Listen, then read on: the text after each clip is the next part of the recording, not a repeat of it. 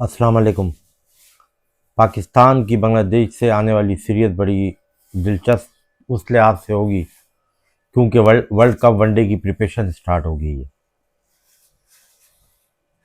खिलाड़ियों पे फाइन करने से कुछ भी नहीं होगा, खिलाड़ियों को निकालने से कुछ नहीं होगा। देखें, माइक हैसन को कोच किससे बनाया? वो खुद से तो कोच नहीं बना। आगा सलमान को कप्तान किससे बनाया? वो बंदा रिस्पॉन्सिबल है ना इस चीज़ का। ठीक है। फिर सिलेक्शन कमेटी, अजीब सिलेक्शन कमेटी थी कि जिसमें एम्पायर भी सिलेक्शन कमेटी में था, अलीम डार। ये दुनिया की वाइड सिलेक्शन कमेटी। अभी तक वो काम पाकिस्तान क्रिकेट में हुए हैं जो अनोखे थे, इससे पहले कभी नहीं हुए। जैसे पहले इमरान खान के दौर में मिसबा जो है वो सिलेक्शन कमेटी का चेयरमैन भी था, बैटिंग कोच भी था और कोच भी था, यानी बेशुमार ओहदे दे दिए। और उस ज़माने में इसके साथ जो रीजन की टीमें होती थी, रीजनल क्रिकेट होती थी, उसके जो कोचेज है वो सिलेक्शन कमेटी में होते थे। दुनिया भर में 3 सिलेक्शन कमेटी के चेयरमैन होते हैं। एक चेयरमैन होता है, 2 उसके साथ बंदे होते हैं। दूसरी बात यह है कि पाकिस्तान के साबिक तमाम टेस्ट क्रिकेटर, सकलैन मुश्ताक हो गया जो टीवी पे आके बातें करता है, उसके अलावा सरफ ये हो गया अपना मिसबा हो गया, सरफराज हो गया, वकार यूनस हो गया। ये आपको पता है ये मिंटोर थे। इनको वसीम अकरम की हिदायत पे टीमों के साथ मिंटोर लगाया था। तो इनसे बंदा ये सवाल करे कि तुम मिंटोर थे, तुम क्यों तब्दीली नहीं ला सके इन खिलाड़ियों में? तुम इनका माइंड वो क्यों नहीं चेंज किया? तुमने क्यों नहीं इनको क्रिकेट की फंडामेंटल सिखाए? तुम तो उनके साथ रहे हो। बस वही वाली बात है। यूसुफ था उसमें जो अभी आके बड़ी बड़ी बातें करता है। कहने का मकसद ये है कि आप पाकिस्तान टीम में पाकिस्तान टीम पहले जो अगर पाकिस्तान की डोमिनेशन दुनिया में होती थी ना क्रिकेट में, उसकी बेसिक वजह ये होती थी, एक पीसीबी के चेयरमैन का ज़्यादा पॉलिटिक्स नहीं होती थी, तो होती थी कम होती थी, लेकिन वो खिलाड़ी इंडिविजुअल बहुत ब्रिलियंट होते थे, वो बाय डिफ़ॉल्ट टैलेंटेड होते थे। अब ब्रिलियंट और बाय डिफ़ॉल्ट टैलेंटेड नहीं आ रहे, जो थोड़े बहुत आ रहे हैं उनको सियासत ने, जैसे बाबर आया था, आइकॉन बन गया था, ठीक है, बाकी बन गए थे, जैसे फ़खर जमान आया था, या ये शादाब आया था, 2016-17 की बात कर रहा हूँ, शाहीन, नसीम, रिजवान, ये कुछ बने थे। कुछ अपनी भी इनकी गलतियां थी काफ़ी हद तक, और कुछ बोर्ड की सियासत की वजह से ये हुआ है। तो बात ये है कि जो पिछला टेनोर गुजरा है, ख़ासकर जो क्रिकेट ख़राब हुई है, ये जो टेनोर गुजरा है, ये जकाशा वाला, नजम सेठी वाला, मोहसिन नकवी वाला, इससे तो क्रिकेट को बिल्कुल ही एक साइड पे कर दिया है ना। ठीक है, आकिब जावेद सिलेक्शन कमेटी का चेयरमैन कितने अरसे से, कोई अभी थोड़ी है। क्या उस पर फाइन किया गया? क्या जो पाकिस्तान बोर्ड में काम करने वाले हैं उन पे फाइन किया गया? मतलब कहने का ये है कि अगर आप देखो, इसको हटाओगे, हर आई उसको हटाओगे, ये कोई हल नहीं है। बात ये है कि अगर आप कैपेबल बंदे को रखोगे ना, कोई भी जरूरत नहीं थी रिजवान को वनडे की कप्तानी से हटाना। क्या था उसका उसका इशू क्या था रिजवान का? उसका ये था कि वो कह रहा था कि मुझे अब कप्तान की मर्जी होनी चाहिए, इंडिपेंडेंट काम करने दो। नहीं माने उन्होंने, शाहीन आफरीदी को बना दिया, T20 का उन्होंने आगा को बना दिया, उससे पहले बाबर था। तो पाकिस्तान की क्रिकेट में ना वो बिल्कुल पाकिस्तान की गवर्नमेंट वाला हिसाब है। जो एस्टेब्लिशमेंट की बात मानेगा वो वजीर आजम रहेगा, बस सीधी बात है। पाकिस्तान क्रिकेट में जो पाकिस्तान की क्रिकेट की जो अटॉर्नी है, जो क्रिकेट की जो बड़े हैं, उनके वो जो नीचे बिठाते हैं वो बड़ों की मानते हैं, और जो नीचे बिठाते हैं उनके नीचे जो कैप्टन, कोच और जो सिलेक्शन होती है वो उनकी मानते हैं। उनकी सियासत चलती रहती है और वो अपना पैसा कमाते हैं। पीसीबी चेयरमैन 3 साल के लिए अपॉइंट होता है, वो आता है, पैसे कमाता है, उसके बाद चला जाता है, उसके बाद बस ख़त्म। सिलेक्शन सिलेक्शन कमेटी का बंदा आता है, छोड़ता है, तो उसको वही आपके चैनल उसको बुला लेते हैं, आओ जी तुम्हें क्या चाहिए।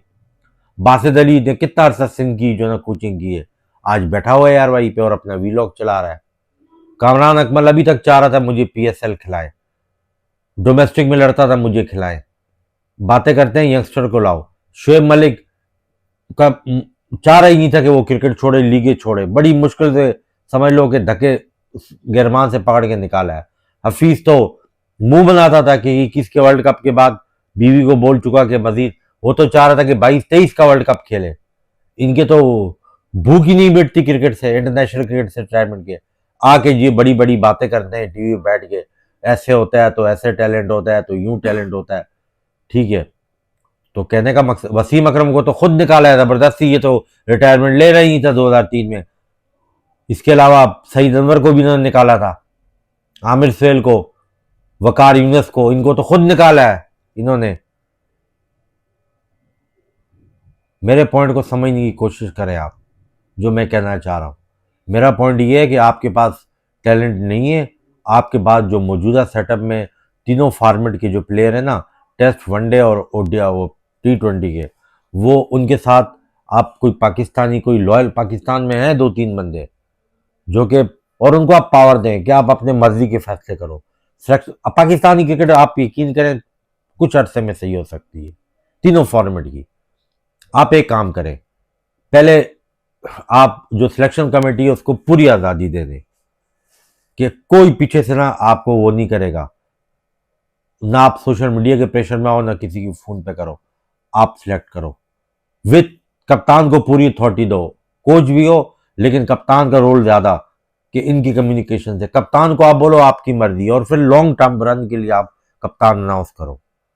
आप टेस्ट का कैप्टन जो है सऊद शकील को आप 3 साल के लिए बना दो। आप वनडे कप्तान, अगर आप T20 का कप्तान, अगर वनडे का आपने T20 का आपने बनाना है तो T20 का तो कोई यंग लड़का बनाओ ना।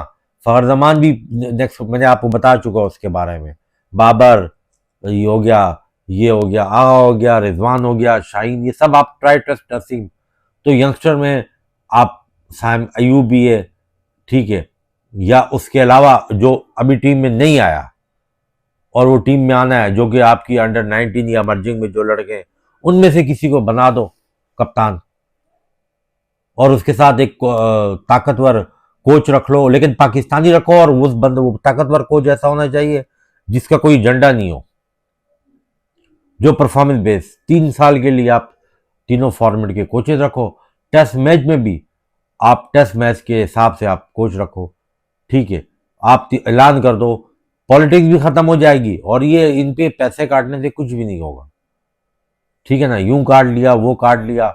हाँ, अगर आपने क्रिकेट बेहतर करनी है, मैंने पहले भी फार्मूला दिया था, तो आप वो परफॉर्मेंस बेस पे आप जो भी करना है वो आप उस हिसाब से कर लो कि आपने किस फॉर्मेट में किस बंदे को कैसे एडजस्ट करना है। तो मेरा जो पॉइंट कहने का है कि पाकिस्तान क्रिकेट का जो अपना, जो पहले अपने आप को सही करे, खिलाड़ियों की तरफ फिर जाए। PSL स्टार्ट हो रही है, मुल्तान की टीम दोबारा ले ली कुछ गौर साहब ने, अच्छा हुआ। अभी बाबर आजम डोमेस्टिक खेल रहा है। बाबर आजम, तुम डोमेस्टिक में भले वाइट बॉल में तुम खेले T20, जब तक तुम काज आजम रेड बॉल से 4 रोजा मैचेस नहीं खेलोगे, मैं तुम्हें लिख के देने को तैयार हूं पर्चे पे। तुम जाके जितनी काउंटी खेल लो, तुम जाके साउथ अफ्रीका में क्रिकेट खेल लो, तुम शेफील्ड शील्ड खेल लो, जब तक तुम अपने पाकिस्तान में 2 से 4 महीने, 6 महीने पूरा डोमेस्टिक का सीजन नहीं खेलोगे और तुम रियलाइज नहीं करोगे कि तुम्हारा असल टेम्पलेट क्या है। जब तुम डोमेस्टिक में जाओगे तो तुम बेसिक्स पे आओगे, जब तुम बेसिक्स पे आओगे तो तुम टेस्ट और वनडे में रन्स करोगे, जब तुम टेस्ट और वनडे में रन्स करोगे तो तुम ऑफिसली दुनिया के बेहतरीन प्लेयर बन जाओगे। शुएब अख्तर की बात बिल्कुल सही है इस हद तक कि बाबर आजम की अटैचमेंट देखें T20 में नहीं हो सकती। वो कह रहा है यार इसको तुम अगर ओपनर खिलाओ तो सही है 6 ओवरों में। जब पाकिस्तान के करता धरता तुम्हारे को ओपनिंग से हटा दिया उन्होंने, वन डाउन से भी हटा दिया, तो जाहिर है वो तुम्हें टीम में नहीं देखना चाहते। तो तुम क्यों घुमा फिरा के जैसे ट्रक की बत्ती के पीछे लगा दिया जाता है, तुम भागते हो तुम, और आके बैठने की कोशिश करते हो। तुम्हारी जगह नहीं बन रही तो तुम छोड़ दो, तुम लीगे खेलो, तुमने पैसा तुम्हारे पास कम है, तुम लीग्स खेलो, ठीक है, तुम वनडे खेलो, तुम टेस्ट खेलो। मैंने पहले बोला है 2028 में होना है T20 का वर्ल्ड कप, और उससे पहले जो एशिया कप है वो भी मोस्ट प्रोबेबली वनडे का ही होना है। तो यार वनडे बायलेटर सीरीज और इवेंट अब 28 तक तो तुम्हें अभी नहीं रख रहे, 28 तक तुम्हें कहाँ रखेंगे, अंटिल कोई तुम एक्स्ट्रा ऑर्डनरी अपनी क्रिकेट में इन्वॉल्वमेंट ले आओ। लेकिन तुम इन्वॉल्वमेंट नहीं ला सकते, तुम बेसिक्स पे रहो। जिस बलबूते पे तुमने बेशुमार रन किए हैं उसमें जो है ना 4,000 रन तुम T20 में कर रहे हो, अब उस पर ये नहीं, वो कामयाब रहा है वो फार्मूला, लेकिन ये जिद पकड़े हुए हैं। और जो बैठे हुए हैं बाहर वो भी, क्योंकि वो चैनल पे जब बैठते हैं उन्होंने कोई इस किस्म की बात करनी होती है जिससे दुनिया भर में बात हो रही हो। उस वो मिसाल कभी देंगे इंडिया की, वो कभी इंग्लैंड के बैट्समैन की मिसाल देंगे, ऑस्ट्रेलिया की, तुम्हारा कंपैरिजन उससे करेंगे। तो बात असल में कहने की ये कि अगर, और इतने बेवकूफ हैं कि अपनी बात में खुद फंस जाते हैं। वो डिस्कस करते हैं जी कि इंडिया का जो सिस्टम है वो बड़ा स्ट्रांग है। इंडिया कितने वर्ल्ड कप जीता है वनडे के? 2 जीता है ना, ठीक है, तो 2 तो वेस्ट इंडीज भी जीता है वनडे के वर्ल्ड कप। ऑस्ट्रेलिया तो पता नहीं 5 की 6 जीत चुका है। उसके बाद मिसाल देते हैं न्यूजीलैंड की, छोटा मुल्क है। न्यूजीलैंड ने कितने वर्ल्ड कप जीते हैं वनडे के? कोई नहीं जीता। T20 का नहीं जीता। उसके बाद मिसाल देते हैं इंग्लैंड की, वो देखें उनकी ये टीम आई है। इंग्लैंड एशेज में क्या कर रहा है? कुछ नहीं, जो उनका ट्रेडमार्क है। वनडे का कितने वर्ल्ड कप जीते हैं? 1। T20 के कितने जीते हैं? 2। बस। ऑस्ट्रेलिया के अलावा तो किसी की, तीनों वर्ल्ड टेस्ट चैंपियनशिप इंग्लैंड जीता है? नहीं। South Africa World Test Championship जीता है तो ना T20 और ना वनडे का वर्ल्ड कप जीता है। ऑस्ट्रेलिया सारे जीता है, T20 का वर्ल्ड कप भी जीता है, वनडे का वर्ल्ड कप भी जीता है, WTC भी जीता है। इंडिया ने WTC जीता नहीं। तो कहने का मकसद है कि जो बातें करने के लिए तो आप प्रोग्राम 4-4, 5-5, 10-10 घंटे के कर लो। आपकी जो आपके पास अवेलेबल लड़के हैं, जो अवेलेबल क्रिकेट है, जो अवेलेबल इंफ्रास्ट्रक्चर है, जो ग्राउंड है, अपनी डोमेस्टिक में थोड़ा सा जितना PSL पे पैसा लगाते हो, अच्छी बात है, तुम्हारे पास पैसा आ रहा है PSL से, ICC से, डिमांड करो, वो पैसा डोमेस्टिक में लगाओ और क्लब को जो है ना, क्लब क्रिकेट को आप करो। ये है लॉन्ग टर्म पॉलिसी। इसके रिजल्ट आपको तकरीबन 7 साल के लगभग इस तरह अरसे में आपको मिलेंगे, एकदम से नहीं मिलेंगे। आप डोमेस्टिक क्रिकेट में अच्छी पिचेस बनाओ, खिलाड़ियों की फीस बढ़ाओ, और सबसे बड़ी बात कि अपनी पाकिस्तान टीम के साथ पाकिस्तान की ए टीम जो है ना, उसका अभी से तुम बैठ के इंडिया की टीम कैसे बन गई? उनकी टीम इंग्लैंड में मुझे याद है टेस्ट मैच खेल रही थी, शायद विराट कोहली कैप्टन था और राहुल द्रविड़, वो रवि शास्त्री वगैरह ये सारे गए थे। और वो श्रीलंका टीम लेके गया हुआ था वनडे सीरीज खेलने के लिए। जिम्बाब्वे, आप आयरलैंड हो गया, जिम्बाब्वे हो गया, इनके साथ आप, नेपाल हो गया, इनके साथ आप अपनी ये टीम भेजो, आप अरेंज करो। आप भले उनके पास पैसा नहीं है, स्पॉन्सरशिप आपकी मुल्क से आएगी ना, आप उसको स्पॉन्सर करो उस सीरीज को, उनको अपने मुल्क में बुलाओ या वहां जाके खेलो। अपनी ये टीम को भेजो ना साउथ अफ्रीका, कि वहां जो भी काउंटी है, क्लब है, उससे खेले, उसको भेजो दूसरे मुल्कों में, न्यूजीलैंड, इंग्लैंड, टूर कराओ ना। लेकिन 4 डे मैच उसमें लाजमी रखो, T20 सारा नहीं रखो, 4 डे भी रखो। आप कोशिश तो करो, आप इन पे पैसा इन्वेस्ट करो, इनके साथ कोई सही कोच लगाओ, एक ही कोच लगाओ। ये नहीं हर 2 ओवर के बाद कोच चेंज हो गया, हर 2 ओवर के बाद वुमेन्स टीम का कोच चेंज हो गया। आपकी क्रिकेट ना ग्रेजुअली जो है ना वो करेगी। एक सिंपल एक बात करनी है आपने, सच और ऑनेस्टी दिखानी है, टेक्निक नहीं सिखानी, टैक्टिक्स नहीं सिखाने, हार्ड हिटिंग नहीं सिखानी, ये so called strike rate modern cricket नहीं सिखानी। आपने सिर्फ इंसाफ पे मबनी फैसले करने हैं। जो डोमेस्टिक में बॉलर बॉल करता है पूरा पूरा दिन शाम तक, वो डिजर्व करता है ना वनडे और टेस्ट, तो उसको आप उसको खिलाओ। बल्कि उनमें से कई हैं जो T20 में भी एक्सेप्शनल बॉलिंग कर सकते हैं, उनके लिए मसला ही नहीं है 4 ओवर करना। ये सारी बात है। तो बाकी अभी वो बांग्लादेश वाला का अभी तक डिसाइड नहीं है, स्केड्यूल तो आया हुआ है लेकिन फुली नहीं है कि जाएगी नहीं जाएगी, लेकिन होपली जाएगी। अब सेमीफाइनल है कल न्यूजीलैंड और उसका, हाँ, साउथ अफ्रीका का। मोस्ट प्रोबली चांस ये है कि साउथ अफ्रीका की टीम स्ट्रांग है, वो मैच जीत जाएगी, लेकिन ये चौकर्स भी हैं, इन्हें कुछ पता भी नहीं है। लेकिन अगर अभी मौजूदा सूरत हाल में दोनों टीमों का मुवाजना किया जाए तो साउथ अफ्रीका बड़ी बैलेंस साइड है, स्ट्रॉन्ग साइड है और वो जीतती हुई नज़र आ रही है। लेकिन मैंने आपको पहले बोला है कि इसके बाद इंग्लैंड इंडिया का जो सेमीफाइनल है वो बड़ा क्रूशल होगा वेंकटे में।